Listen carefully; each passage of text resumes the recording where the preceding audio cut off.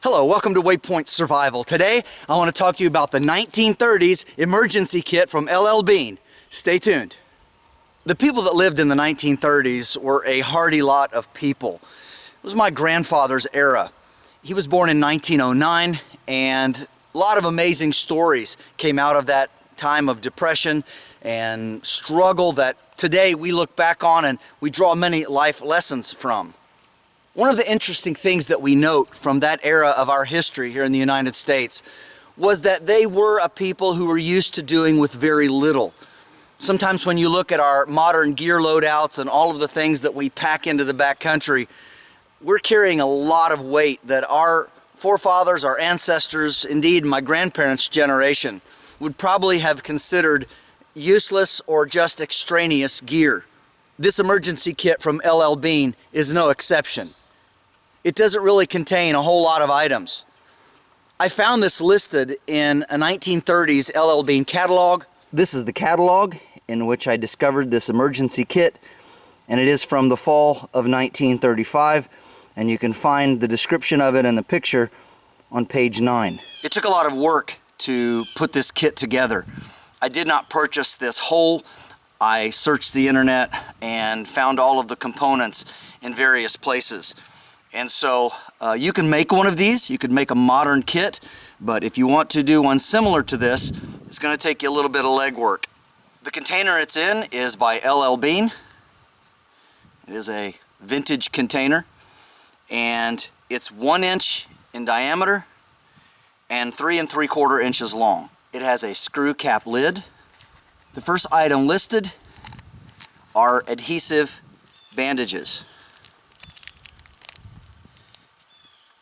These, of course, we know in the modern age as Band-Aids. Next, we have a small metal tube. Also has a screw top. And in this rides a very small vial of tincture of iodine. This, of course, is for wounds. The next item is a small candle, and it is 3 1/2 inches long and roughly 3/8 inches in diameter. Finally, there is room for some matches, and as they say in the brochure, you'll have to add these yourselves because they are not allowed to send them by mail, even in 1935. These, of course, would be the Strike Anywhere matches, and I recently did a video on how to make your own Strike Anywhere matches that work really well. I would encourage you to check out that video if you're interested. This is the sum total of LL Bean's emergency kit from 1935. It says in the catalog, every hunter should carry one of these inexpensive kits.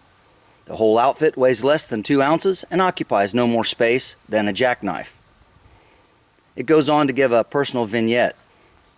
One person near my camp perished in a snowstorm because he could not start a fire with matches. With this little candle, it is a simple matter to kindle a fire in a rain or snowstorm. If caught out after dark, you will appreciate this candle. So here are the specs from page 9, and back in the day you could get this for 35 cents.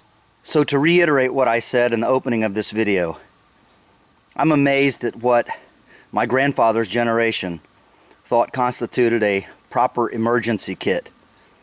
It's not very much. Basically, how to start fire and a little bit of first aid. Of course, they would have carried a sheath knife with them. They would have had perhaps various things in their pockets. But for the person who was out and about hunting and expected perhaps to be caught out late, this was something that they recommended.